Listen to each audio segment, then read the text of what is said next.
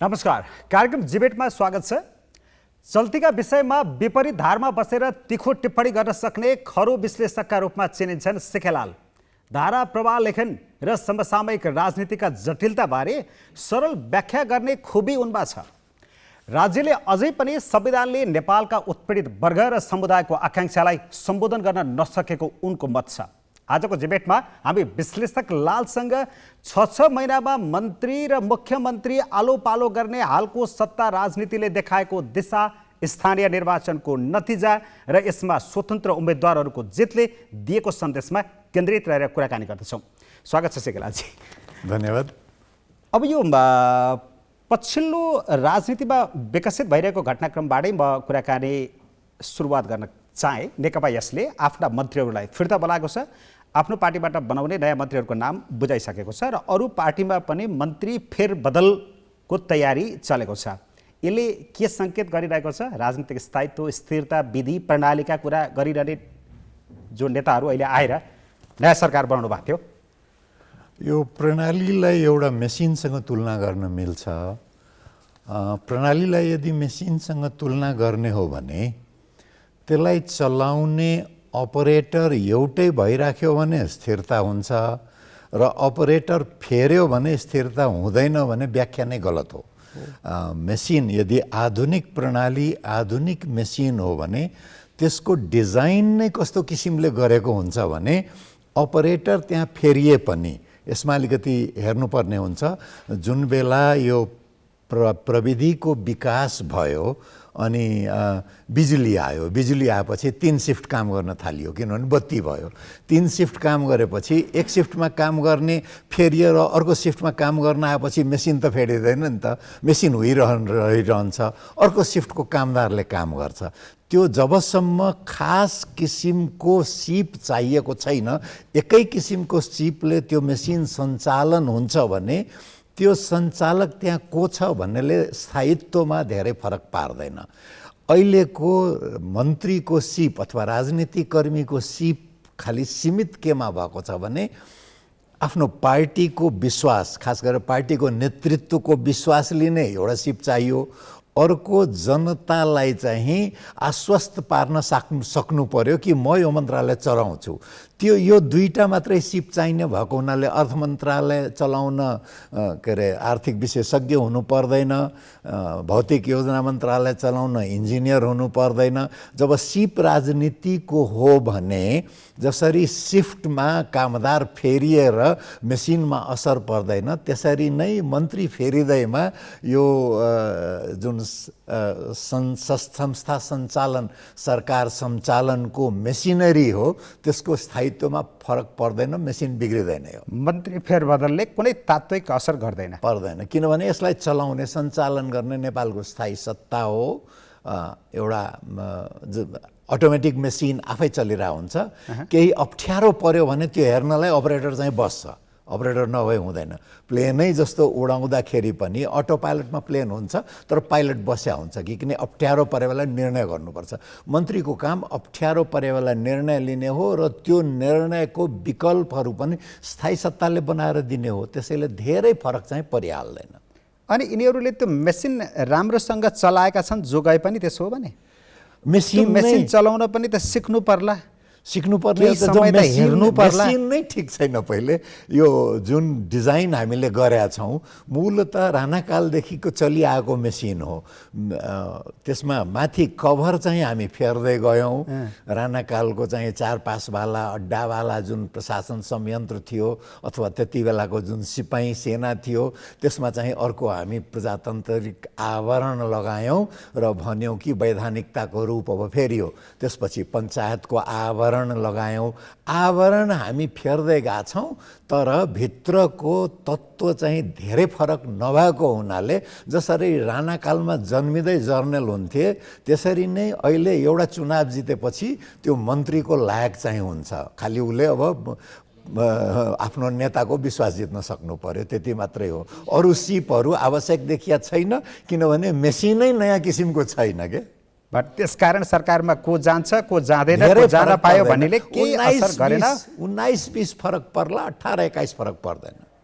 तर नेपालमा त धेरै ठुलो परिवर्तन भयो, राजनीतिक रूपमा उथलपुथल भयो, व्यवस्थामै परिवर्तन आयो, धेरै अगाडि गयो नेपाल भनिन्छ त। फेरि मेसिन उही पुरानो छ भित्र, उही थोत्रो इन्जिन छ, काम नलाग्न रूपमा परिणत हुन थालेको इन्जिन छ त्यहाँ अझै पनि।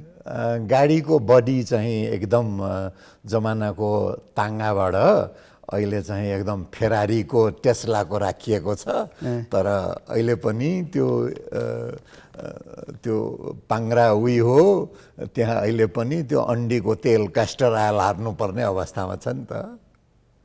त्यसो भए यो मेसिन फेर्न अथवा नयाँ इन्जिन ल्याउन काठमाडौँ र धरान जस्ता ठाउँमा स्वतन्त्र उम्मेदवारले जिते, अब जनताको आकर्षण त्यता गयो, दलहरूसँग आश मर्यो पनि भन्न सकिन्छ, अथवा यो भनिँदैछ यो ठिक हो? मेरो विचारमा स्वतन्त्रले मेसिन फेर्न त कहाँ सक्नु। मेसिन भनेको संस्थाहरूको सङ्गठन हो। राजनीतिक मेसिन भनेको जसरी मेसिनमा गाडीको मेसिनमा गियर बक्स होला, एक्सेलेटर होला, विभिन्न होला, त्यस्तै राज्य सञ्चालनको मेसिनको विभिन्न संस्थाहरू हुन्छ। त्यो संस्थाहरूको दुई किसिमको काम हुन्छ। एउटा चाहिँ वैधानिकताको काम हुन्छ, अर्को चाहिँ प्रभावकारिताको काम हुन्छ। वैधानिकता के हो भने सजिलो बेलामा त जुनसुकै वैधानिकताले काम गर्छ, असजिलो बेलामा यदि वैधानिक छ भने जनता त्यसको पछाडि उभिन्छ। एउटा वैधानिकताको दिने संस्थाको प्रक्रिया हुन्छ। अर्को प्रभावकारिता, कि सेवा प्रवाह गर्नु पर्यो हैन, विभिन्न किसिमको अप्ठ्यारो बेला सुरक्षण दिन सक्नु पर्यो, शिक्षाको कुरा होला, स्वास्थ्यको कुरा होला, यो सबै संस्थाहरू हुन्छ। वैधानिकताको मुख्य संस्था भनेको प्रजातान्त्रिक व्यवस्थामा राजनीतिक दलहरू हुन्। अहिलेसम्म राजनीतिक शास्त्रको जति विकास भएको छ, कुनै बेला वैधानिकताको मूल संस्था भनेको परम्परागत रूपमा आएको राजा, सम्राट अथवा मुख्तियार मानिन्थ्यो। कुनै बेलामा चाहिँ सैनिकहरूलाई चाहिँ मानिन्थ्यो कि यिनले नै दिन गर्न सक्छ भनेर। राजनीति शास्त्रको विकासक्रम हुँदा हुँदा अहिले जहाँ पुगेको छ, त्यहाँ वैधानिकताको मूल संस्था भनेको राजनीतिक दल हो। प्रभावकारिताका मूल संस्थाहरू भनेको अर्थतन्त्रमा केन्द्रीय ब्याङ्क, जस्तो कि हाम्रो नेपाल राष्ट्र ब्याङ्क छ, त्यो होला, अथवा प्रशासन संयन्त्र होला, लोकसेवा आयोग होला, निर्वाचन आयोग होला, अख्तियार दुरुपयोग नियन्त्रण न्यूनीकरण आयोग होला, सेना होला, प्रहरी होला। यिनीहरू प्रभावकारिताका संस्था हुन्। र यदि हामी वैधानिकताका संस्था हेर्छौँ भने मिडिया आउँछ, राजनीतिक दल आउँछ, अन्तर्राष्ट्रिय समुदाय आउँछ। स्वतन्त्र व्यक्तिको उदय भनेको त्यसको यो दुवै शङ्कास्पद छ। प्रभावकारिताका संयन्त्रहरूले स्वतन्त्र व्यक्तिको वैधानिकता त सीमित न हुन्छ, त्यसैले सबै संस्थाले नमान्न सक्छ। र वैधानिकताका अन्य संस्थाहरूले स्वतन्त्र व्यक्तिलाई आफ्नो नमान्न सक्छ। त्यसैले स्वतन्त्र व्यक्तिको निर्वाचन भनेको आक्रोशको अभिव्यक्ति चाहिँ हो, आशा पुरा गर्ने अभिव्यक्ति चाहिँ होइन। अब यिनीहरूले दिन खोजेको सन्देश के हो यो स्वतन्त्र उम्मेदवारको जितबाट? एउटा त के भने राजनीतिक दलहरूलाई ठुलो पाठ हो, ठुलो धक्का हो भनिँदैछ। पाठ धक्का जस्ता प्रश्नहरू भनौँ नि, कति प्रतिशत स्वतन्त्र व्यक्ति जित्या छन् भने प्रतिशतमा हिसाब गरेर हेरौँ नि, निष्पट अँध्यारोमा चाहिँ जुनकिरीको उज्यालो बडा बेपत्ता देखिन्छ। न त्यसले हात सेक्न न्यानो हुनु, न बाटो देखाउने उज्यालो हुनु। त्यसैले यो 2-4 जना स्वतन्त्र व्यक्ति हुनु भनेको यसमा धेरै अति व्याख्या भन्छन्, ओभर रिडिङ, अति व्याख्या गर्न आवश्यक छैन। आक्रोशको अभिव्यक्ति चाहिँ हो। तर यो आक्रोशलाई सम्बोधन गर्न राजनीतिक दलहरूले आफ्नो संस्थालाई चाहिँ परिचालित गरेनन् भने आक्रोशको अभिव्यक्ति अधिकांश अहिलेसम्म अन्तर्राष्ट्रिय रूपमा पनि हेर्ने हो भने आक्रोशको अभिव्यक्ति नकारात्मकतामा जान्छ। आक्रोशको अभिव्यक्ति अरब स्प्रिङमा देखियो, तर इजिप्टमा के भयो? आखिर सैनिक सत्ता फेरि फर्केर आयो नि त। आक्रोशको अभिव्यक्ति अन्ना हजारेको के अरे भ्रष्टाचार विरोधी आन्दोलनमा देखियो भारतमा। के भयो र? त्यो भारतीय जनता पार्टीको उदय भयो, केजरीवालको उदय भयो। त्यो भनेको नम्र हिन्दुत्वको राजनीति हो, फाँसीवादी राजनीतिको एउटा रूप हो। त्यसैले यो आक्रोशको अभिव्यक्तिबाट राजनीतिक दलहरूले अरू पाठ सिक्न जरुरी छैन। तिनले पाठ जुन आफ्नो निरन्तर सुधारको प्रक्रिया हो, त्यहाँ हामी कहाँनिर चुक्यौँ भने आत्ममन्थन गर्ने हो। यो पाठ होइन कि पाठ त तिनको आफ्नै संरचनाभित्र खोज्ने हो। र अहिले नै हेरौँ नि, खड्गप्रसाद शर्मा ओलीले त्यो आत्ममन्थन गर्न सकेको त देखिएन। घनश्याम भुषालमाथि कारबाही गर्ने जुन कुरा भइरहेको छ, यो त यस्ता आक्रोशले हामीलाई केही गर्दैन। किनभने अहिले पनि समग्रमा परिणामलाई अथवा समग्रमा पाएको मतलाई हेर्ने हो भने अहिले पनि नेपाल कम्युनिस्ट पार्टी एमाले त सबभन्दा ठुलो दल छ। त्यसैले अहिले पनि म त अनएसेलेबल भन्छ नि अङ्ग्रेजीमा, मलाई कसैले हराउन सक्दैन, म त ठुलै पहलवान हो भने त छ त। यो बालेन अथवा हर्क या अरू स्वतन्त्रको कुरा अर्कै होला। काठमाडौँ र धरानको स्वतन्त्र उम्मेदवारीको जितले देखाउन खोजेको आक्रोश अथवा उनीहरूलाई जिताएर जनताले देखाएको आक्रोश व्यवस्थासँग हो या राजनीतिक दलसँग मात्रै हो? व्यवस्थासँग अर्थ्याउनलाई अलि के भन्ने, रबरलाई अलि ठुलै तन्काउनुपर्छ। मुख्य रूपमा अहिले पनि बालेनलाई मत नदिनेहरूको मत त बढी छ नि त, होइन? यो विभाजित मतादेशमा यो प्रत्यक्ष निर्वाचनको एउटा के भन्ने खुबी के हो भने अथवा कमी के हो भने सबभन्दा धेरै मत जसले ल्याउँछ त्यसले जित्छ। 15% मत ल्याएर पनि जित्ने स्थिति हुन्छ। 15% पनि पर्दैन, धेरै विभाजित छ भयो भने तल पनि भयो। किन 15%मा एक त भोटै खसेको 50-60%, त्यसमध्ये बदर भएको कति हो र त्यसमध्ये यो 50 जना उम्मेदवारमा बाँडिएको कति हो भन्दाखेरि यसलाई चाहिँ व्यवस्था विरोधी नै अर्थ्याइदिन त अलि रबरलाई न के अरे चुडाउने गरी नै तन्काउने जस्तो हुन्छ। त्यो होइन।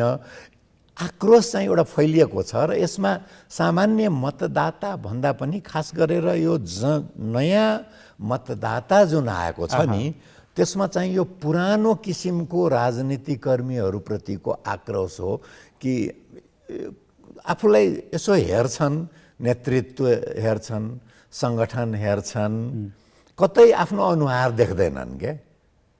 अनि उनले बालेनमा आफ्नो अनुहार देखे। धरानको कुरा गर्ने हो भने काठमाडौँभन्दा अलिकति फरक छ।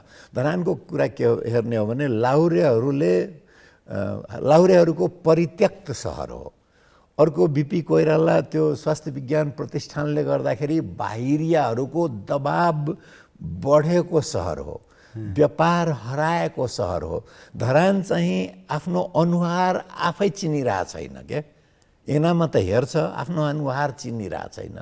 त्यसमा एकजना उम्मेदवार देखा परे कि होइन म त छु नि, अरू नभए के भयो र भने धरानको बेग्लै हो र काठमाडौँको बेग्लै हो। तुलना गर्न स्वतन्त्र हुन् तर तुलना गर्न मिल्दैन। तपाईँले यो यिनीहरूको जितलाई फ्लुकको संज्ञा दिनुभएको थियो नि?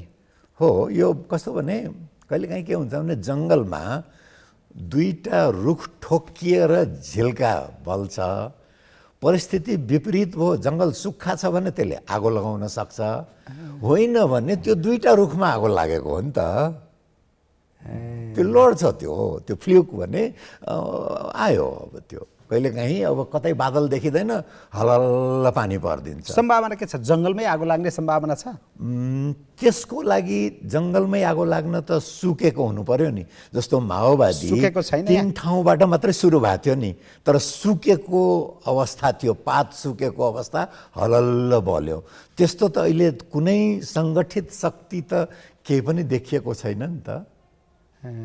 किनभने एक्लो व्यक्तिले, यो त युद्ध लड्या जस्तो हो नि, सङ्गठन चाहिन्छ, नेतृत्व चाहिन्छ, विचारधारा चाहिएला, विचारधारा चाहिएला, सिद्धान्त चाहिएला, विभिन्न कुराहरू, अवयवहरू, राजनीति ओके। राजनीति भन्ने जसलाई मलाई सम्झना छ, भारतीय कवि एकजना मुक्तिबोधले सोध्ने गर्थे रे, पार्टनर तुम्हारी पॉलिटिक्स क्या है, हैन?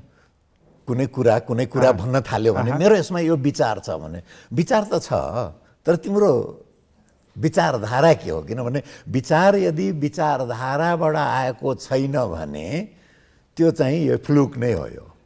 ओके। अर्को कुरा चाहिँ बालनले संहितामा अरुचि देखाएको पाइन्छ, केही इन्टरभ्यूहरूमा प्रदेशको आवश्यकता छैन भनेको पनि देखिन्छ। राजतन्त्रको बारेमा उनले आफूलाई केही पनि खुलाएका छैनन्, खासमा उनी कुनै पनि विचारधाराका होइनन् भन्ने स्थिति छ कि हुन् विचारधाराका? तपाईँको बुझाइमा के हो विश्लेषण? मलाई लाग्छ विचारधाराप्रति चाहिँ वफादारी छैन। व्यवहारिक राजनीतिकर्मी हुन्, जतातिर हावा बगेको देख्छन् त्यतातिर चाहिँ आफ्नो नाउ डुङ्गा चाहिँ लगाएर लाग्छन्। विचारधारा स्पष्ट छ जस्तो मलाई लाग्दैन। त्यो अहिले अथवा यिनीहरू विचारधाराको खोजीमा अब लाग्लान् कि यस्तै व्यावहारिक खालको राजनीतिबाटै भविष्य देख्लान्? विचारधाराको खोजीमा लाग्ने जुन संयम हुनुपर्ने हो, त्यो संयम भइदिएको भए पहिले सङ्गठन बनाएर राजनीति गर्थे होला। संयम त्यति देखिँदैन। ओके। भनेपछि यो लोकप्रियतावादमा फस्ने सम्भावना अलि बढी। सम्भावना बढी छ। त्यो प्रियतावादमा के हुन्छ भने तुरुन्तै परिणाम देख्न पाइन्छ नि त, हैन? त्यतातिरको आकर्षणले तानिरहने देखिन्छ। किनभने नभए धेरै कुरा बुझ्नु पर्यो। नेपालको भू राजनीतिक अवस्थिति के हो, नेपालको अर्थतन्त्र कस्तो छ, नेपालको समाजका जटिलताहरू के हुन्। एउटा कम्पनी चलाएको जस्तो एउटा नगर चलाउन पनि सकिँदैन, यो देशको त कुरै छोडिदिउँ, हैन? चिफ एक्जिक्युटिभ अफिसर सिइओ भएर राजनीति गर्ने भनेको त्यो एकदम सामान्य रूपले त्यो सहजीकरण सामान्य जनताले लोकप्रिय भइहालौँ, राम्रो भइहालोस् भन्ने किसिमले। त्यसो भए यो बिना सङ्गठनका बिना विचारधाराका बालनलाई काठमाडौँमा सफल हुन सम्भव छैन? हुन सक्छ कहिलेकाहीँ। त्यो मैले भने नि, हुन त योभन्दा अगाडि नानीमैया दाहाललाई निर्वाचन गर्दा सफल भएकी थिएनन्। सफल हुन् मैले भने नि दुईटा, एउटा वैधानिकता हो, अर्को प्रभावकारिता हो। दुवै शङ्कास्पद भयो। वैधानिकता चाहिँ निर्वाचन त जितेका हुन्, तर यहाँ प्रदेश सरकार उनलाई मन नपरे पनि प्रदेश सरकार पनि छ, यहाँ सङ्घीय सरकार पनि छ, यहाँ अन्तर्राष्ट्रिय शक्तिहरू पनि छन् र प्रभावकारिताको दृष्टिकोणले आखिर बन्चरे डाँडामा जानै पर्छ, आखिर वातावरण विभाग मार्फत काम गराउनै पर्छ, आखिर प्रहरीको सहयोग चाहिने नै छ। एउटा संयन्त्रहरू छन्, अर्कोतिर संस्थाहरू छ। यो दुईटाको बिचमा समन्वय गरेर स्वतन्त्र व्यक्तिको लागि हुन त अब चट्याङ पर्छ, हैन? बादल नदेखे पनि पानी पर्छ। राजनीति भनेको सम्भावनाहरूको खेल हो भन्छन्। असम्भव छ भने त म भन्दिनँ, सम्भावना अत्यन्त न्यून छ। काठमाडौँले बालनलाई जिताएर मधेसी समुदायको व्यक्तिलाई पहाडले अझ राजधानी काठमाडौँले स्वीकार गरेको महत्त्वपूर्ण सन्देश पनि दियो भनिन्छ नि यहाँ। होइन, त्यो सन्देश त रणबहादुर शाहले कान्तवतीलाई बिहे गरेर उहिले दिइसकेका थिए। त्यो सन्देश अनिरुद्ध प्रसाद सिंहलाई चाहिँ के अरे प्रधान न्यायाधीश बनाएर, जनमतको चुनावको अध्यक्ष बनाएर, भगवती प्रसाद सिंहलाई सर्वोच्चको न्यायाधीश बनाएर त्यस्ता सन्देश, योभन्दा ठुलो सन्देश दिएको छ। सन्देश कुन बेलामा सही हुन्छ? जब बाटोमा हिँड्ने सामान्य जनले सम्मान पाउँछ नि, त्यति बेलाको हो। बालन चाहिँ पहाडी समुदायको ज्वाइँ जितेर सन्देश दिएको छ भने त जनकपुरमा वृखेशचन्द्रलाल नेवारको ज्वाइँलाई काठमाडौँलाई सन्देश त आजभन्दा 25 वर्ष अगाडि दिइसकेको छ त यस्तो किसिमकोलाई यसमा ओभर रिडिङ फेरि धेरै अति व्याख्या हो त्यो यो चाहिँ यथार्थसँग जोडिएको छैन यथार्थसँग जोडिनलाई फेरि त्यही संस्थामा देखिनु पर्यो संयन्त्रमा देखिनु पर्यो विचारधारामा देखिनु पर्यो संविधानमा देख्नु पर्यो नागरिकतामा देख्नु पर्यो प्रधानमन्त्री बन्नेमा देखिनु पर्यो जुन कि संस्थाको प्रतिनिधित्व गर्छन् योभन्दा ठुलो सन्देश त रामवरण यादवलाई राष्ट्रपति बनाएर त देखाइसक्यो हो नि त त्यसैले यो पहाडले गर्ने कुरा अझ राजधानी काठमाडौँले सेट गर्ने कुरा भन्ने कुरा अलि अपोजिट तरिकाबाट आयो नि त अहिलेको कुरा यो अपोजिट कुरामा त्यसबेला आउँछ जब चाहिँ मैले कहीँ पनि बालेन शाहले म मधेसी हुँ र मधेसीको मुद्दा उठाउँछु भनेर मैले चाहिँ सुनेको छैन तपाईँले सुन्नु भएको छ ठ्याक्क म यहीँनिर आएँ अब आएँ उनले किन आफ्नो त्यो आफू मधेसको भएको कुरा खुलाएनन् व्यक्त गरेनन् त्यो उनको मात्रै होइन उनी जुन पुस्ताको प्रतिनिधित्व गर्छन् नि सन् 1990 जन्मेका हुन् क्यारे करिब 32 वर्षको उमेर त्यो भनेको उनलाई बहुदलीय प्रजातन्त्र पुनर्स्थापना गरेको सङ्घर्षको बारेमा केही पनि थाहा छैन माओवादी आन्दोलन सुरु हुँदा उनी 5-6 वर्षका थिए माओवादी आन्दोलनको बारेमा उनलाई कुनै जानकारी छैन म पुस्ताको कुरा गर्दैछु बालेन शाहको पुस्ता बालेन मात्रै होइन उनलाई नारायण हिट्टी हत्याकाण्डको बारेमा केही पनि थाहा छैन उनी जब स्कुल कलेज पुगे उनले चाहिँ त्यो घन्टी बज्ने हाते टेलिफोनको सम्झना मात्रै होला उनले हुर्केकै सेलफोनमा होला सन् 2010 तिर हो क्यारे फेसबुक आयो होइन त्यसपछि ट्विटर आयो अहिले त टिकटक छ यो पुस्ता चाहिँ पहिचान महत्त्वपूर्ण होइन व्यक्ति महत्त्वपूर्ण हो मीइज्म भनेर अङ्ग्रेजीमा शब्द प्रयोग गरिन्छ आई मी माइसेल्फ मेरो पुर्खाको थियो मेरो समाज के छ मेरो व्यापकता के छ त्यो होइन उनको लागि यो राजनीति पनि इट्स अल अबाउट मी मेरो म मेयर होइन त्यसमा यो मधेसी हुनु अथवा मधेसको कोही छ भने मधेसमा गएर कोही पहाडी राजनीति गरिरहेको छ भने म पहाडी हुनु अथवा म सत्ताको प्रतिनिधि हुनु त्योभन्दा पनि म महत्त्वपूर्ण छ क्या त्यो अमेरिकामा जुन पुस्ताले बराक ओबामालाई ल्यायो हुन त आधा मात्रै अश्वेत हुन् यो मी जेनेरेसन हामी कहाँ अलिकति ढिलो आइपुगेको हो यो मी जेनेरेसनको लागि उनलाई फेडरलिजमको बारेमा चाहिँ खासै संहिताको बारेमा खासै कुनै स्पष्ट विचार नहुनु होइन अथवा राजतन्त्रको बारेमा स्पष्ट विचार नहुनु समावेशिताको बारेमा स्पष्ट विचार नहुनु त्यो उनको खराबी होइन त्यो यो खालि के भने यो त्यति महत्त्वपूर्ण कुरा होइन महत्त्वपूर्ण कुरा भने म र मैले सोचेको मेरो भिजन त्यो महत्त्वपूर्ण हो त्यो भने अथवा अहिलेको पुस्ताको त्यो आफ्नो पुस्ताका प्रतिनिधि पात्र हो बालेन हुन् मिलेनियम जेनेरेसन पश्चिमतिर भन्छन् म चाहिँ नेपालमा सामान्यतया जनमत पुस्ता भन्छु त्यो भनेको सन् 1981 पछि र सन् 1996 जुन माओवादीको सुरु यो बिचमा जन्मेको पुस्ता जनमत पुस्ता छ नि यो राजनीति भनेको खासै राम्रो कुरा होइन आफ्नो करियर हेर्नुपर्छ त्यो करियर हेर्नको लागि यहाँ ब्याङ्कमा काम गर्ने कि एनजिओ खोल्ने कि युरोप अमेरिका जाने कि अस्ट्रेलिया जाने कि होइन अथवा राजनीतिमा लाग्ने हो भने ओहो कार्यकर्ताबाट मोटरमा झुन्डिएर कार्यकर्ता बन्नुभन्दा त बरु सानै पनि आफ्नो संस्था एउटा बनाउने अनि पछि मर्ज गरौँला नि त अर्कोसँग त्यसकारण उनले आफ्नो करियर बनाउनका लागि नेपाललाई नेपाली भाषामा शपथ लिए एउटा के अरे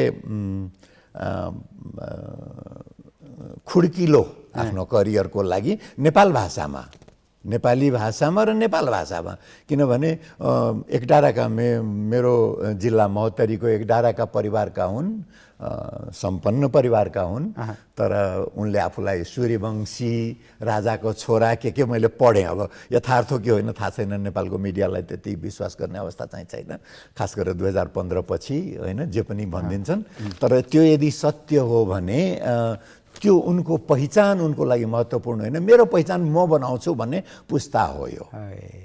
ओके, म अगाडि गएँ अब त्यहाँबाट है। नयाँ संविधान जारी भएपछि दोस्रो पटक समयमै स्थानीय तहको निर्वाचन सम्पन्न भयो। अप्रत्याशित रूपमा अथवा कुनै भइपरि केही भएन, राजनीतिक रूपमा षड्यन्त्र केही भएन भने पनि मङ्सिर या त्यसको अझ 6 महिनापछि भए पनि अब सङ्घको चुनाव त हुँदैछ, त्यो खालको तयारी देखिन्छ।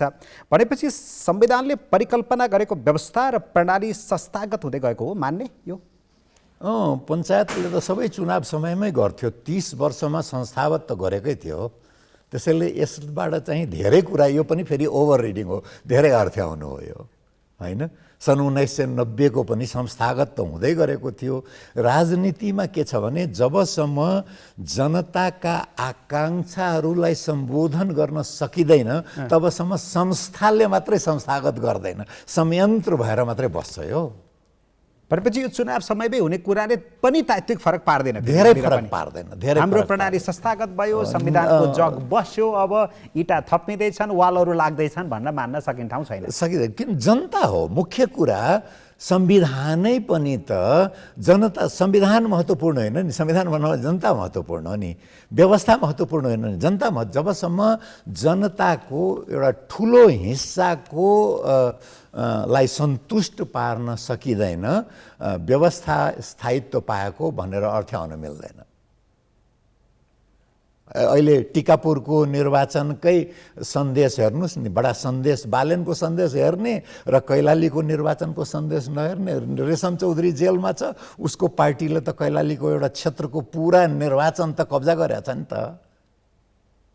तर संविधानप्रति असन्तुष्टि जनाउने दलहरूको उपस्थिति पनि त कमजोर हुँदैछ। त्यो त्यही त कमजोर भने काङ्ग्रेस त गायबै भइसकेको थियो। सन् 1960 पछि जब राजा महेन्द्रले कु गरे, काङ्ग्रेसको सांसदहरूमध्ये 2/3 पञ्चायतमा लागे, 1/3 मात्रै बाँकी थियो। 30 वर्ष लाग्यो। त्यसैले यो तात्कालिक घटनाबाट राजनीतिक प्रवाहलाई, नदी कहिले काहीँ खोला सुक्छ, बाढी आएको बेला त ठुलो बाढी आउँछ नि त, खहरेमा बर्खामा त खहरेमा पनि पानी आउँछ, त्यसले पनि बगाउँछ। त्यसैले यो कमजोर हुँदै गएको पार्टी कुन कमजोर हो? कुनै बेला भारतमा भारतीय जनता पार्टीको जम्मा 4 वटा सिट थियो, अहिले मोदी आएर 2/3 छ। कुनै बेला भारतको भारतीय राष्ट्रिय काङ्ग्रेस 2/3 भन्दा राजीव गान्धीको पालामा त 3/4 सदस्य थियो, होइन।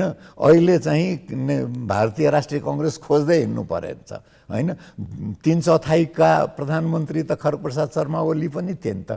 राजनीतिमा यति सामान्यीकरण गरेर हेर्न मिल्दैन। मुख्य कुरा चाहिँ जनता हो, तिनलाई सङ्गठित गर्ने राजनीतिकर्मीहरू हुन् र तिनको प्रतिबद्धता हो। त्यो चाहिँ एकजना मात्रै पनि कायम जबसम्म रहन्छ नि, एकजना प्रतिबद्ध राजनीतिकर्मी, एउटा प्रतिबद्ध विचारधारा र त्यसलाई चाहिँ प्रसारित गर्न सक्ने एउटा सानै समूह भए पनि परिवर्तन भनेको त विचारधाराले ल्याउने हो नि। विचारधाराको अस्तित्व चाहिँ चुनाव जित्दैमा हार्दैमा मेटिँदैन नि त। तर जनताले जिताउने हो र हराउने हो, ठिक हो। नेपाली काङ्ग्रेस, नेकपा एमाले, माओवादी केन्द्रप्रति जनताको आकर्षण बढ्दो छ। पहिलो, दोस्रो र तेस्रो पार्टी यिनी बन्दैछन्, जहाँ असन्तुष्ट जनमतको प्रतिनिधित्व गर्ने दलहरू फेरि खुम्चिँदैछन्। यो भन्नुको अर्थ त जनता पनि सहमतितिर आएको हो।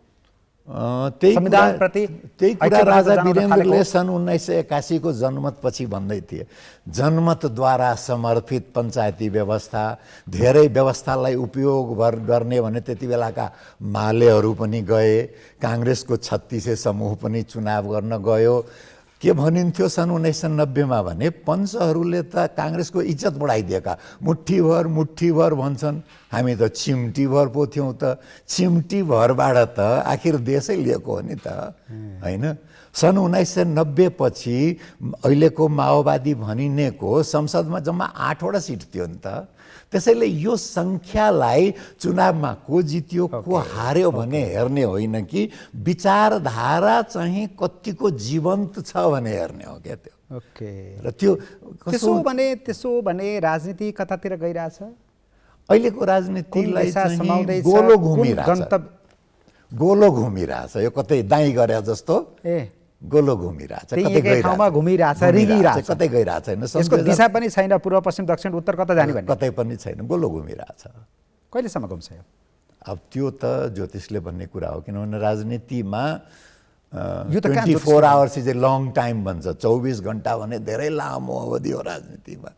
त्यसैले यो कता जान्छ भनेर चाहिँ तत्काल यो गोलो घुम्नेबाट, किनभने परिस्थिति परिवर्तन गर्नलाई राजनीतिको अवयवहरू 4-5वटा अवयव हुन्छ। एउटा प्राकृतिक सङ्कटले पनि केही असर गर्छ, प्राकृतिक विपत्तिले, किनभने प्लेग भयो 1920 शताब्दीको सुरुतिर, ठुलो इन्फ्लुएन्जा फैलियो, प्रथम विश्वयुद्धतिर गयो, संसारभरि साम्राज्यहरू भत्किन थाले हैन। प्राकृतिक विपत्तिले सन् 1960-59तिर बाढी र सुक्खा एकैपटक भयो। त्यो असन्तुष्टिलाई महेन्द्रले भजाए, त्यत्रो शाही सैनिक कु भयो, कतै विरोध गर्न सक्ने क्षमता काङ्ग्रेसले जुटाउन सकेन। त्यो प्राकृतिक विपत्तिहरू अहिले तत्काल नै हेर्ने हो भने भुइँचालो नभइदिया भए यो संविधान बन्ने सम्भावना थिएन। अहिले कोभिड नभइदिया भए यो 3/4 कम्युनिस्ट सरकार भत्किने सम्भावना थिएन हैन। त्यसैले प्राकृतिक विपत्ति राजनीतिक परिवर्तनको एउटा कारक तत्त्व। कोभिडले के असर गर्यो नेकपा सरकार ढाल्न? बेपत्ता दुःख पायो नि त जनताले जब दुःख पाउँछन्, जनताको भावनालाई हेरेर राजनीतिक दलहरूले आफ्नो गन्तव्यलाई, नेपाली काङ्ग्रेसले किन परिवर्तन, सबभन्दा खड्गप्रसाद शर्मा ओलीका सबभन्दा वफादार सिपाही त शेरबहादुर देउवा थिए नि त। अन्तिम समयसम्म पनि विरोधमा जान त चाहेका थिएनन् नि त। जब देखे कि यिनको विरोधमा नगइकन नेपाली काङ्ग्रेस पनि समाप्त हुन्छ अनि मात्रै गएका हुन् नि त। त्यो परिस्थिति त कोभिडले ल्याएको हो नि त। त्यो परिस्थिति त कोभिडको अर्थतन्त्रले ल्याएको हो, ब्याङ्कहरूको अवस्थाले ल्याएको हो, व्यापारीहरूको अवस्थाले ल्याएको हो। केही धनी असाध्यै नेकपाको सरकारले ट्याकल गर्न सकेन, चुनौतीको चाङ बढ्दै गयो, असफल हुँदै गयो। त्यो जब पात फैलिएको देखियो अनि दुईटा रुख ठोकिएर माओवादी र काङ्ग्रेस ठोकिएर आगो समातेको नि, बाँकीहरू त आएका हुन् यसमा। दुईटै रुख त त्यो बेला थिएन। एउटा प्राकृतिक कारणले गर्दा परिवर्तन, राजनीतिक परिवर्तनको पहिलो। दोस्रो, भू राजनीतिमा व्यापक परिवर्तन भयो भने पनि राजनीतिक परिवर्तन हुन्छ। पहिलो विश्वयुद्ध भू राजनीतिको ठुलो परिवर्तन, साम्राज्यहरू भत्किँदै गए। दोस्रो विश्वयुद्धपछि स्वतन्त्रता आन्दोलन भयो, जसले गर्दा नेपालमा राणाशाही पनि गयो। शीतयुद्ध चाहिँ चर्किँदै गएपछि नेपालमा महेन्द्रको लागि चाहिँ कु गर्ने सजिलो वातावरण बन्यो। सोभियत सङ्घ ढल्यो, नेपालमा के अरे बहुदलीय व्यवस्था पुनर्स्थापनको सन् 1989 सोभियत सङ्घ ढल्यो, 90मा त यहाँ संसदीय व्यवस्था पुनर्स्थापन भयो गजबसँग हैन। सो भू राजनीतिक पनि दोस्रो चाहिँ राजनीतिक परिवर्तनको कारण हुन्छ। तेस्रो, आर्थिक सङ्कट चाहिँ ठुलो कारण हुन्छ। व्यापक भुखमरी भयो, व्यापक रूपमा चाहिँ ठुलो भ्रष्टाचारको काण्डहरू, यति ठुलो कि थाम्नै नसक्ने किसिमको हैन, अथवा सेनाको तलबै दिन नसक्ने भयो हैन, अथवा कर्मचारीको सञ्चय कोष पनि चौपट हुने भयो। यस्तो किसिमको आर्थिक रूपमा चाहिँ एकदम भताभुङ्ग कतिपय अफ्रिकन देशहरूमा, ल्याटिन अमेरिकन देशहरूमा त्यस्तो भयो भने, अनि फेरि युरोपमै पनि ग्रिसमा भएको त त्यस्तो अनि भताभुङ्ग, आर्थिक भताभुङ्ग भएर भएको हो नि त। अनि त्यो आर्थिक भताभुङ्ग हुने कारण हुन्छ। अर्को के हुन्छ भने सामाजिक विद्वेष चाहिँ विपत्ता बढ्यो भने पनि राजनीति परिवर्तन हुन्छ। सामाजिक सांस्कृतिक विद्वेष, जस्तो कि बर्मामा रोहिङ्गियाले गर्दा जुन किसिमले आयो, त्यसले गर्दा सेना त्यसै पनि शासन चलाइरहेको थियो, तर उसलाई के लाग्यो भने अब अगाडि नै आउनुपर्छ हैन, अथवा श्रीलङ्कामा तमिललाई सैनिकबाट हराइसकेपछि एउटा समूहलाई के लाग्यो भने यस्तै किसिमको बलियो अधिनायकवादी सत्ता चाहिन्छ, अनि त्यो सामाजिक सांस्कृतिक कारणले पनि राजनीतिक व्यवस्था परिवर्तित हुन्छ। यो सबै चाहिँ जनआक्रोशसँग जोडिएको कुरा भयो। एउटा चाहिँ सङ्गठित आन्दोलनले चमत्कारिक नेतृत्व भयो र त्यसले चाहिँ एकदम सङ्गठन गरेर ठुलो चुनौती सृजना गर्न सक्यो भने त्यसले भूराजनीतिक शक्तिहरूको पनि समर्थन पाउँछ, स्थानीय शक्तिहरू पनि उसका पछाडि आउँछन् हैन, र चाहे त्यो शान्तिपूर्ण होस् या सशस्त्र, दुवै किसिमको। त्यो यदि स्थायी सत्ता बलियो छ भने सैनिक कु हुन्छ, प्रतिक्रान्ति हुन्छ। यदि राजनीतिक संस्था बलियो छ भने क्रान्ति हुन्छ। क्रान्ति र प्रतिक्रान्ति दुवै किसिमको क्रान्ति नै हो, तर परिवर्तन हुन्छ, यथास्थितिबाट परिवर्तन हुन्छ। भनेको यो स्थिति चाहिँ तपाईले भनेका यी कारणहरू अहिले नेपालमा सम्भव देखिँदैनन्। यो कस्तो हुन्छ भने त्यसकारण राजनीति घुमिरहन्छ होइन, त्यसको त्यो के हुन्छ भने सबै कुराहरू त सतहमा देखिँदैन नि त। मैले जसरी भने नि कि नदीमा कुन बेला कता पानी परेर भाव खहरेमा बाढी आउने हो भने त थाहा हुँदैन नि त। अहिले सतहमा हेर्दा चाहिँ केही नदेखिएकोले यो दाइँ गरिरहेको छ। अहिले हाम्रा जुन ठुला नेताहरू छन् नि, देशलाई दाइँ गरेर मोज गरिरहेछन् के, र मुखमा त्यो बुझो पनि छैन, मजाले चाहिँ खान पनि पाएका छन् र फेरि छिटो छिटो हिँड्नु पनि परेको छैन, किनभने जनता पछाडि मिडिया पनि पछाडि लट्ठी लिएर लाग्नु पर्ने हो नि। मिडिया पनि त्यही जोडिएकै त्यही दलहरूसँगै जोडिएका छन्, त्यसैले आरामसँग धानको बाला चपाउँदै मजाले गोलो गोलो घुमिरहेको छ। अर्थात् उनीहरूलाई कुनै पनि चुनौती छैन। अब यो बिचमा सेकेलाल सर, यो प्रदेशको भूमिका र प्रदेश सरकारप्रति पनि असन्तुष्टि देखिन थालेको छ कि यसमा तपाईँको बुझाइ के छ? होइन, असन्तुष्टि होस् भनेरै प्रदेशको डिजाइनै गरिएको छ त। प्रदेशको के को लागि बनाइन्छ? प्रदेश भनेको विकेन्द्रीकरण होइन, प्रदेश भनेको पहिचान र सामर्थ्य जुन पहिलो संविधान सभाले भनेको थियो त्यो न पहिचान दिएको छ न सामर्थ्य। एउटा मध्य प्रदेशले पहिचान पाएको छ तर सामर्थ्य उसको पनि छैन। अरू प्रदेशहरूको त पहिचान पनि छैन, सामर्थ्य पनि छैन। जब पहिचान र सामर्थ्य दुवै छैन भने त्यो किन चाहियो भने डिजाइन नै यो प्रदेशको संविधानले यसरी गरेछ कि असन्तुष्टि बढोस् र प्रदेश चाहिँ राख्न नपरोस् भनेर बडा बुद्धिमानी पूर्वक यो प्रदेश डिजाइन गरिएको छ। त्यसैले प्रदेश खारेज हुन्छ होइन, तर एउटा के हुन्छ भने एकचोटि बनिसकेपछि त्यसैमा स्टेक हुनेहरूको राजनीतिक कर्मीहरूको समूह उत्पन्न हुन्छ।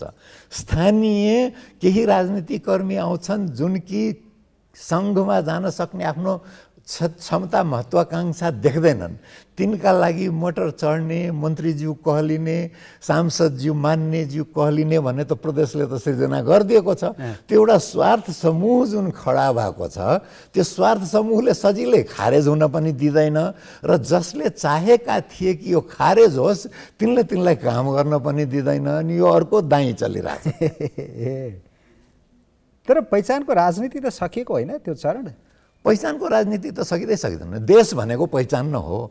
यदि देश भनेको पहिचान हो भने त्योसँगै अरू पहिचानहरू मेटिन्छ र राजनीति भनेको पहिचान हो। पहिचान भएको राजनीति नै हुँदैन। जसले भन्छ कि पहिचानको राजनीति सक्यो त्यसले न पहिचान बुझेको छ न राजनीति बुझेको छ। राजनीति भनेकै पहिचान हो नि त। अरू कुराहरू त त्यो पहिचानको व्यवस्थापनबाट हुन्छ। त्यो पहिचानको व्यवस्थापनबाट अनि त्यो पहिचानमा गर्व आयो भने आर्थिक उन्नति हुन्छ। त्यो पहिचानमा चाहिँ आत्मविश्वास उत्पन्न भयो भने समन्वय सृजना हुन्छ। त्यो पहिचानले चाहिँ उत्प्रेरणा दियो भने अझ बढी राम्रोसँग काम। राजनीतिको मुख्य काम पहिचानलाई केन्द्रमा राखेर अरू काम गर्ने हो। तर पहिचानको मुद्दा उठाउने मूलधारका पार्टी हुन् या क्षेत्रीय पार्टीहरू हुन्, उनीहरू एकदम कमजोर बन्दै गए कि नेपालमा पहिचानको राजनीति टिक्दैन। नेपालमा क्षेत्रीय पार्टी भनेकै छैन भने तिमीहरू चाहिँ बढारिन्छौ भन्ने खालको जनताले सन्देश दिएको मान्ने कि नमान्ने? माओवादीले क्षेत्रीय पार्टी कुन हो पहिले मलाई भन्नुहोस् त? नेपालमा क्षेत्रीय पार्टी त छैन। मधेसवादी दलहरूलाई कहाँ हो मधेसवादी? कुन राजनीतिक दलको नाममा मधेस झुन्ड्या छ अहिले भन्नुहोस् त? छैन त। समाजवादी दल लोसपा भयो छ। भनेर हजुर, जसपा लोसपा भयो भनेर जनता समाजवादी पार्टी छ, लोकतान्त्रिक उनीहरूले त्यो समाज। मुद्दा छोडे, अब त्यताबाट चल्ने रहन्छ, पार लाग्ने रहन्छ भनेर राष्ट्रिय स्तरको कभर गर्ने हो, खालको नाम राखे। एउटा त्यो अर्थ्याउन सकिन्छ। अर्को के अर्थ्याउन सकिन्छ भने पहिचानको राजनीतिलाई सङ्घीयता मार्फत मात्रै सम्बोधन गर्न सकिन्छ भने पनि त हुनसक्छ नि त, होइन? अथवा नेपाली कङ्ग्रेसकै टिकटमा लडेकाहरूलाई त्यो पनि त्यो भएन भने राजनीति चल्दैन, यस्तै मात्रै रहन्छ। जस्तो कि नेपाल अहिले छ 240-50 वर्षदेखि संसारको सबभन्दा गरिब देश, संसारको सबभन्दा गरिब। जबसम्म पहिचान सुरक्षित हुँदैन, न त्यहाँ शान्ति हुन्छ, न त्यहाँ स्थायित्व हुन्छ, न त्यहाँ विकास हुन्छ, के पनि हुँदैन। भनेको यो प्रदेशको कुरा पनि एक केन्द्रको राजनीति जसरी घुमेको छ त्यसरी घुम्छ, त्यसरी नै केही घुमिरहेछ। समय अहिले चाहिँ सर्कमस्टान्सेसहरु देखिएन, अहिले सबै राजनीति गन्जागोलमा भूकम्पलाई, भुइँचालोलाई अवसरको रूपमा प्रयोग गरेर हतारमा बनाएको संविधान हो। अब स्थानीय सरकारलाई, सरकार होइन, स्थानीय राज्य छ नेपालमा, होइन? उसको आफ्नो विधायिका छ, कार्यपालिका छ, न्यायिक अधिकार छ। लघु राज्य भन्नुभएको छ क्या, होइन? लघु राज्य नै हो, त्यो मिनिएचर स्टेटको रूपमा छ। अब संविधानले त्यसलाई भनिदिया छ लघु राज्य। क्षमता चाहिँ विकेन्द्रीकृत जतिको पनि छैन। अनि क्षमता र त्यो संवैधानिक अधिकारको बीच चाहिँ कुनै तालमेलै छैन भन्दाखेरि त्यही त्यो गोलो घुम्ने, त्यही बाटोमा चाहिँ ग्राभेल हालेर कङ्क्रिट गरेर सबै नगरपालिका चलाउनु परिरहेको छ नि त। त्यो भनेको गाउँ पञ्चायतले जे गर्थ्यो पञ्चायतकालमा, त्योभन्दा माथि उठ्न संविधानले परिकल्पना गरेको छ लघु राज्यको, होइन? तर छन चाहिँ त्यहाँ केही पनि छैन। प्रदेशलाई परिकल्पना गरेको छ कि पहिचान र सामर्थ्यको हिसाबले, पहिचान पनि छैन, सामर्थ्य पनि छैन। सङ्घलाई परिकल्पना गरेको छ समन्वयकर्ताको, चलाउन दिएको छ केन्द्र सरकारको। परिकल्पना सङ्घीय सरकार, भएको यथार्थ चाहिँ केन्द्रीय सरकार, होइन? केही पनि मिलेको छैन क्या संविधानमा। ठिक छ, अब म अझै अगाडि जान्छु। फेरि हामी यसमा गयौँ भने त धेरै लामो कुरा हुन्छ, गहिरो कुरा हुन्छ, तपाईँको लामो अझै पनि व्याख्या हुनसक्छ। मधेस केन्द्रित राजनीतिको दाउपेजमा उपेन्द्र यादवले बाजी मारे भन्नेहरूले बाबुराम भट्टराई र यादवको सहकार्य चलिरहने जस्तो पनि देखिन्छ। यो आम बुझाइ भयो, तपाईँको बुझाइ के? यिनीहरूको सहकार्य चल्ला? मधेसको राजनीतिमा उपेन्द्र यादवले बाजी मारेको हो, बाबुराम भट्टराई र उपेन्द्र यादवलाई कुन तन्तुले बाँधिरहेको छ? मधेसको राजनीतिलाई व्याख्या गर्दा तीनवटा अवयवहरू हेर्नुपर्ने हुन्छ। एउटा दासताको मनस्थिति, मधेसको अधिकांश मतदातामा यो देश हाम्रो हो, राज्य हाम्रो होइन भन्ने छ, होइन? त्यो भनेको दासताको मनस्थिति हो। आन्तरिक उपनिवेशको मनस्थिति जनतामा पनि छ, राज्यमा मात्रै छैन। पहिलो अवयव त्यो हो। त्यस अवयवले के भन्छ भने निर्वाचित कसलाई गर्ने, कसलाई निर्वाचित गर्ने, कुन दललाई भन्दाखेरि सिडिओ अफिसमा नागरिकता दिनलाई सहजकर्ताको काम कसले गरिदिन्छ? लाइसेन्स चाहिँ खोजिदियो ट्राफिक प्रहरीले भने एसपी कार्यालयमा गएर लाइसेन्स छुटाइदिने को हो? मुद्दा कुनै पर्यो, काठको वन मुद्दा पर्यो भने डिएफओसँग छुटाइदिने को हो? त्यो भनेको त काठमाडौँमा जसले शासन गर्छ त्यसको प्रतिनिधिले भन्दाखेरि त्यो भनेको त एमाले र काङ्ग्रेस हो नि त। यसपालि स्थानीय निर्वाचनमा तपाईँ दक्षिणी भेगमा हेर्नुभयो भने जहाँ सबभन्दा धेरै दासताको मनस्थिति छ त्यहाँ चमत्कारिक रूपले एमाले चुनाव जितेको छ। काङ्ग्रेसले आफ्नो मतसङ्ख्या बढाएको छ। दुईटा मधेस आन्दोलनले के दिएको थियो? एउटा मनस्थिति, छोटकरीमा 5 मिनट मात्र बाँकी छ। मधेसीहरूमा एउटा के आश जगाएको थियो कि अब हामी दासताबाट मुक्त हुन्छौँ। तेस्रो मधेस विद्रोह असफल भएपछि होइन यो देशमा दासै भएर बस्ने हो, त्यसैले मालिकहरूलाई नै जिताउनु पर्छ भन्ने एउटा मतदाताको मनस्थिति हो। त्यसले न उपेन्द्र यादवलाई शक्ति दिन्छ न महन्त ठाकुरलाई शक्ति दिन्छ। दोस्रो अवयव भने जातीयताको हो। जातीयताको हिसाबले मधेसको मतदातामा हेर्नु भने दुईटा समूह बोलियो छ। एउटा चाहिँ वैश्यहरूको, त्यसमा अब सुडी होला, तेली होला, रौनियारहरू, गुप्ताहरू, वैश्यहरूको समूह। त्योसँग पुँजी पनि छ, व्यापारको पुँजी र सङ्ख्या पनि छ। अर्को यादवहरूको समूह हो जुन कि पुँजी पनि छ, जग्गामा नियन्त्रणले गर्दा, लगानीले गर्दा, सङ्ख्या पनि छ। शैक्षिक रूपमा पछाडि थिए दुवै समूह, शैक्षिक रूपमा पनि बराबर छन्। अहिलेसम्म के देखिएको छ भने वैश्य समूह राजेन्द्र महतोसँग, महन्त ठाकुरसँग छ, यादव समूह उपेन्द्र यादवसँग छ, टक्करमै छन्। अब यसलाई चाहिँ निर्णायक बनाउने अरू सानो समूहहरू हुन्छ, थारूको होला, जनजातिको होला, त्यो कता जान्छ, त्यसैले को हाबी भयो अहिले भनिहाल्न हतारो हुनेछ। तेस्रो भनेको यो सङ्घीय राष्ट्रिय भनिएका पार्टीहरूसँग सम्बन्ध कसले राख्न सक्छ, त्यसमा चाहिँ उपेन्द्र यादव अहिले बढी सफल, चाहे ओलीसँग मिलेर होस् अथवा देउबासँग मिलेर अलि बढी व्यावहारिक देखिएको हुनाले अलि भारी देखिएका हुन्। नभए झन्डै झन्डै दुवै शक्ति बराबर बराबर हो। मैले थोरै बाबुरामजीसँगको एकता पनि सोधेको थिएँ, एकदम थोरैमा छोटो। बाबुरामजी व्यक्तिगत रूपमा सक्षम नेता हुनुहुन्छ, वैचारिक रूपले स्पष्ट हुनुहुन्छ, दूरदृष्टि पनि छ, सङ्गठन गर्न सक्ने क्षमताको अभाव छ। उपेन्द्र यादव सङ्गठनकर्ता राम्रो हुन्। यो दलमा यो दुईटा अहिलेसम्म चाहिँ समन्वय राम्रो देखिएको छ, तर यसमा इगो क्लास भन्छ नि, दुवैजनाको स्वाभिमानको टक्करको डर पनि उत्तिकै छ। त्यसैले अहिले नै केही भनिहाल्न हतार होला, नभए एकअर्काका परिपूरक चाहिँ हुन् दुवैजना। ओके, अब तपाईँले 30 सेकेन्डमा यसको आन्सर दिन सक्नुहुन्छ भन्नेमा म पूर्ण विश्वस्त छु। नेपालमा वैकल्पिक शक्ति किन सकिँदै गयो? यो वैकल्पिक शक्ति थिँदै थिएन, नेपालमा मात्रै होइन, संसारमै वैकल्पिक शक्ति भनेकै के हो भने विकल्प नहुनु हो। विकल्प निस्किने भनेको यस्तै कुनै ठुलो विस्फोटबाट मात्रै हो। सामान्य तरिकाबाट चुनावबाट पनि कहीँ वैकल्पिक शक्ति आउँछ। त्यो कसैले त्यस्तो कुरा गर्छ भने पार्टी खोल्दैमा वैकल्पिक शक्ति हुन्छ? त्यो हुँदैन। त्यो न विचारबाट मात्रै वैकल्पिक शक्ति हुन्छ, न सङ्गठनबाट, न निर्वाचन जितेर वैकल्पिक शक्ति हुनलाई छोटोमा भारतमा केजरीवालहरू वैकल्पिक शक्तिका रूपमा त्यहाँसम्म पुग्नु, नेपालमा रविन्द्र मिश्र लगायतका अरू को हुनुहुन्छ? केजरीवाल वैकल्पिक शक्ति होइनन्। अहिले जुन दिल्लीको सरकार उनले चलाइरहेका छन्, उनको दिल्ली सरकार प्रदेश सरकार भनिएको मात्रै हो, काठमाडौँ महानगरपालिकाभन्दा कम अधिकार छ त्यहाँ। त्यसैले त्यो पन्जाबमा अहिले जिते, तर पनि उनले जितेका त छन् त्यहाँ, जनताबाट अनुमोदित छन् दिल्लीमा, पन्जाबमा त्यति हो। पन्जाबको अहिले हेर्न बाँकी छ। दिल्लीमा त त्यो ग्लोरिफाइड म्युनिसिपालिटी हो क्या त्यो, त्यसैले त्यसलाई वैकल्पिक राजधानी भएकोले वैकल्पिक भनिया मात्रै हो। र त्यो वैकल्पिकभन्दा पनि परिपूरक शक्ति जस्ता देखिएका छन्। भारतीय जनता पार्टीको सहयोगी दल भएर त गएको छन् नि, बी टिम। ओके, मलाई यहाँ यो विषयमा अझ गहिराइमा जाने मन थियो, तर समय पुगेन, फेरि अर्को एपिसोडमा जाउँला।